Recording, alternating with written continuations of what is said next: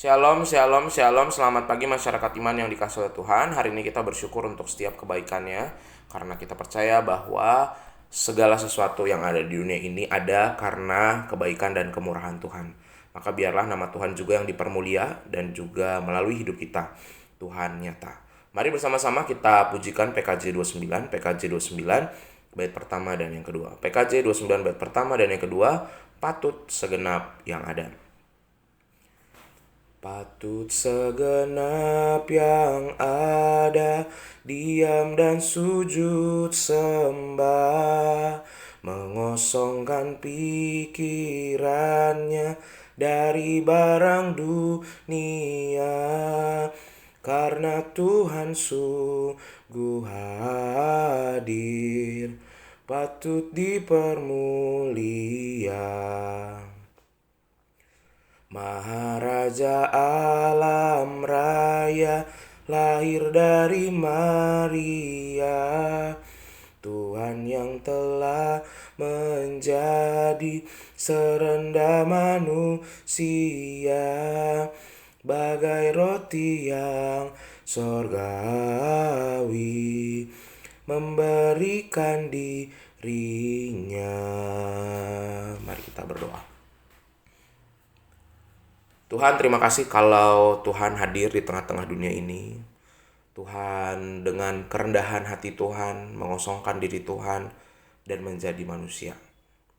Tuhan, hari ini juga kami mau belajar berkorban seperti Tuhan, tapi biarlah kami bersama-sama membaca firman-Mu agar kami dibuat mengerti terlebih memahami. Dalam nama-Mu kami berdoa dan bersyukur. Haleluya. Amin.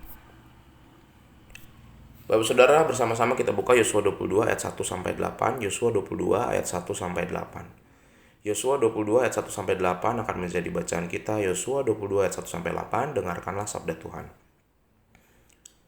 Lalu Yosua memanggil orang Ruben, orang Gad, dan suku Manasye yang setengah itu dan berkata kepada mereka, "Kamu telah melihat segala yang diperintahkan kepadamu oleh Musa, hamba Tuhan itu, dan telah mendengarkan perkataanku dalam segala yang kuperintahkan kepadamu.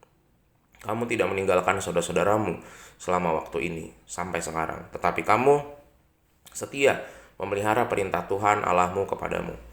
Tetapi sekarang Tuhan Allahmu telah mengaruniakan keamanan kepada saudara-saudaramu, seperti yang dijanjikannya kepada mereka.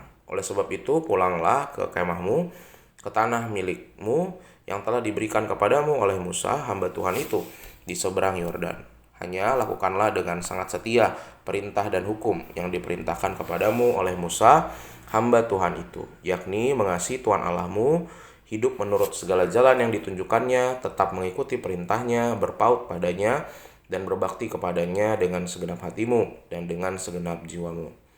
Lalu Yosua memberkati mereka dan melepas mereka pergi. Maka pulanglah mereka ke kemah mereka. Kepada suku Manasye yang setengah telah diberikan Musa bagian mereka di Basan. Kepada suku yang setengah lagi telah diberikan Yosua bagian mereka di antara saudara-saudara mereka di sebelah barat sungai Yordan. Lagipun ketika Yosua melepas mereka pergi ke kemah mereka setelah memberkati mereka, maka ia berkata kepada mereka demikian, "Pulanglah ke kemahmu dengan kekayaan yang banyak dan dengan sangat banyak ternak, dengan perak, emas, tembaga, besi, dan dengan pakaian yang sangat banyak. Bagilah dengan saudara-saudaramu jarahan yang dari musuhmu itu." Bapak Saudara yang dikasihi oleh Tuhan, kita tuh pasti sering dengar istilah persaudaraan, brotherhood, katong semua bersaudara, kita semua sesaudara. Baik di spanduk, pamflet, baik yang ada di janji-janji politisi bahwa kita mengasihi melampaui suku, budaya, ras. Tapi walaupun sering dijadikan jargon, tapi harus kita akui bahwa menjaga persaudaraan itu susah. Karena kalau cuma mengatakan dalam arti ikatan darah atau kesamaan kepentingan, maka itu cuma jadi jargon, cuma jadi omong aja. Nah, pengalaman bangsa Israel menunjukkan bagaimana persaudaraan sejati dijalankan. Aktor utamanya adalah 40.000 orang dari suku Ruben, Gad, dan Manasye yang dengan sukarela mereka bantu 9 saudaranya yang lain menaklukkan tanah Kanaan. Jadi mereka 2,5 ini kan udah dapat di daerah sebelum Yordan. Jadi mereka sebenarnya udah nggak usah perlu ikut perang, karena mereka sebenarnya ketika kemarin naklukin Yeriko mereka udah kerja paling banyak. Jadi mereka udah dapat duluan.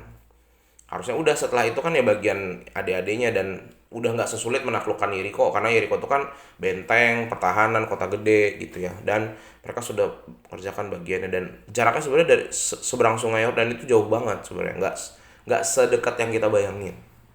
Tapi mereka rela berkorban meninggalkan tempat mereka dan selamat, dan bantuannya itu nggak cuma sehari 2 hari, 7 tahun. Mereka bantu 9 suku lain untuk dapat nyaman tinggal di daerah mereka. Nah, Yosua menilai tindakan mereka ini sebagai bentuk kepatuhan kepada perintah Tuhan. Yosua menasihati mereka agar, ini harus dipertahankan nih. Dan Yosua melihat bahwa ini jadi bahan baku sebuah bangsa untuk menjadi sebuah kerajaan. Solidaritas. Dasarnya bukan cuma sentimen emosional, bukan karena kamu adalah saudaraku, kita lahir dari rahim yang sama, tapi karena kepatuhan pada perintah Tuhan.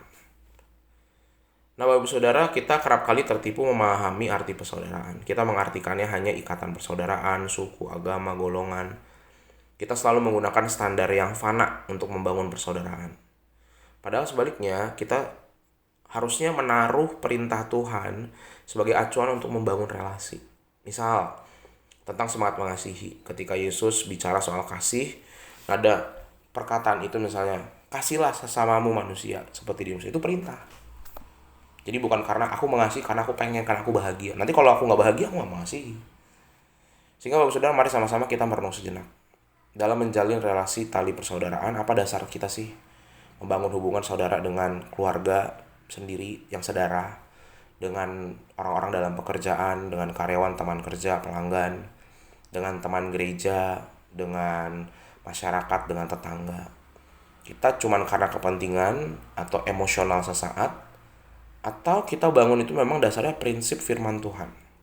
Kalau dasarnya firman Tuhan, harusnya kalau kita dikecewakan, disakiti, kita nggak goyah, kita tetap sayang, tetap mengasihi. Dan kita berdoa sama Tuhan supaya kita dimampukan untuk bisa mengasihi, bukan karena pengen, bukan karena menggebu-gebu semata, tetapi karena taat sama perintah Tuhan. Itu aturan Tuhan, kita jalani. Suka nggak suka, dijalani. Karena Tuhan yang nyuruh. Tuhan mampukan kita. Amin. Mari kita berdoa. Tuhan, terima kasih melalui firman-Mu kami belajar bahwa dalam hidup ini kami mengasihi karena ketaatan kami kepadamu, bukan karena keinginan pribadi, bukan karena hal-hal semu, tetapi karena kami taat. Sehingga suka nggak suka, baik dan buruk keadaan kami harus melakukan dan mengasihi keluarga, teman gereja, saudara, tetangga, pelanggan, teman kerja, dimanapun kami berada. Kami serahkan, hanya dalam nama-Mu kami berdoa. Amin. Selamat pagi, Tuhan Yesus memberkati, tetap bersemangat.